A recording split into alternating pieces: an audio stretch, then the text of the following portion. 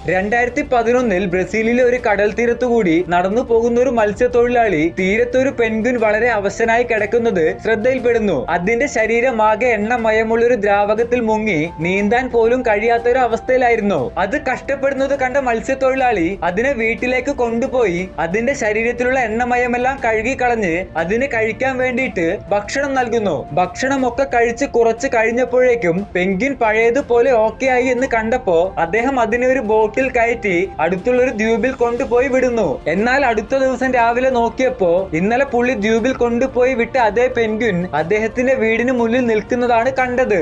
അതിനുശേഷം ഒരു 11 മാസം ആ പെൻഗ്വിൻ അദ്ദേഹത്തിന്റെ വീട്ടിൽ തന്നെയായിരുന്നു താമസം. പിന്നീട് പെട്ടെന്നൊരു ദിവസം ആ പെൻഗ്വിൻ കടലിലേക്ക് തന്നെ തിരിച്ചു പോകുന്നു. അത് അദ്ദേഹത്തിന് ഒരുപാട് വിഷമം ഉണ്ടാക്കിയെങ്കിലും കൃത്യം 4 മാസം ആകുമ്പോഴേക്കും ആ പെൻഗ്വിൻ അദ്ദേഹത്തിന്റെ വീട്ടിലേക്ക് തന്നെ തിരിച്ചു വരുന്നു. ഇതുപോലെ അടുത്ത 7 വർഷത്തോളം ആ പെൻഗ്വിൻ ഏകദേശം 5000 കിലോമീറ്റർ നീന്തി വന്ന് അദ്ദേഹത്തിന്റെ കൂടെ 6-7 മാസം താമസിക്കുമായിരുന്നു. എന്നാൽ 2018 ആ പെൻഗ്വിൻ തിരിച്ചു പോയതിനു ശേഷം ആ പെൻഗ്വിൻ അദ്ദേഹത്തിന്റെ അടുത്തേക്ക് തിരിച്ചു വന്നിട്ടേ ഇല്ല.